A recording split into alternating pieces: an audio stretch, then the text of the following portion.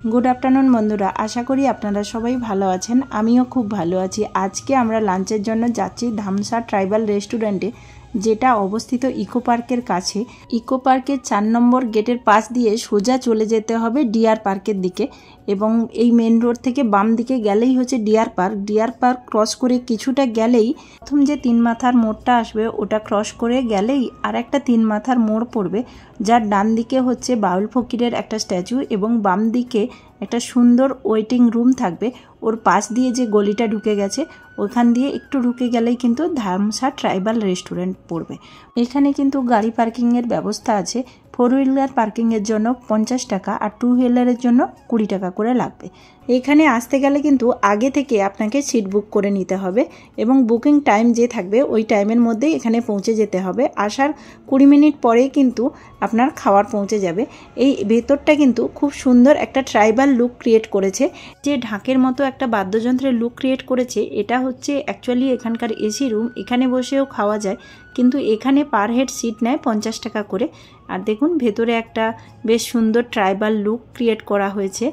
আদিবাসীরা নাচছে এরকম একটা সুন্দর লুক ক্রিয়েট করা হয়েছে এবং ভেতরে সুন্দর ওয়েটিং ছোট ছোট রুম আছে। মানে আপনার টাইমের আগে যদি আপনি পৌঁছে যান তাহলে কিন্তু এর মধ্যে এসে মানে ওয়েটিং রুমে এসে বসতে পারেন।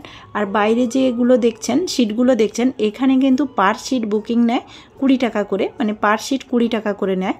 আর আপনারা যদি বুক মাই শো থেকে করেন সেখানে পার সিট 20 টাকা এবং ভেতরে ওই যে এসি রুমটা দেখছেন ওখানে কিন্তু পার সিট 50 টাকা করে নেয়।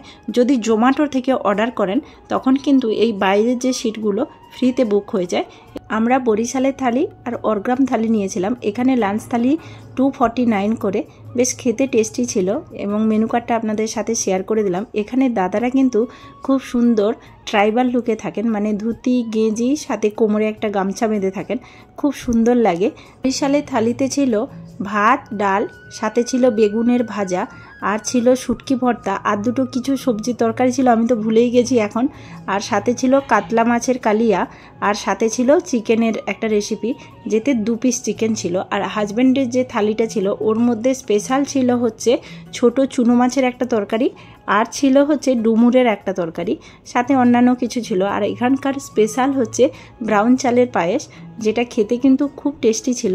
এবং খেতে খেতে সুন্দর ইকো পার্কের ভেতরে যে একটা গ্রাম্য পরিবেশ থাকে যেটা টিকিট কেটে দেখতে হয় সেটা কিন্তু এখান থেকে একদম ফ্রিতে দেখা যায়, খুব সুন্দর দেখতে লাগে। তো খাওয়ার পরে আপনাদেরকে এই ভেতরটা একটু ঘুরে দেখাচ্ছি। জায়গাটা তো দেখেই বুঝতে পারছেন কতটা সুন্দর, গাছের ছায়ায় এই গরমেও খুব সুন্দর ঠান্ডা লাগছিল। বাইরে বসে খেতে বেশি ভালো লাগছিল ভেতরের থেকে। আর এই যে ছোট ছোট জায়গাগুলো মানে সেটগুলো দেখছেন এগুলো অ্যাকচুয়ালি ওয়েটিং রুম।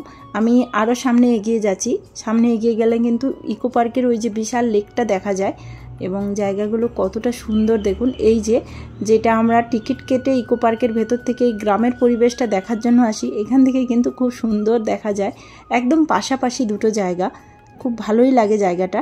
আর এখানে আসতে গেলে কিন্তু 2 দিন আগে টিকিট কাটতে হবে। আর এই সময় এই যে গরমকালে এলে একদিন আগে টিকিট কাটলে হয়ে যাবে।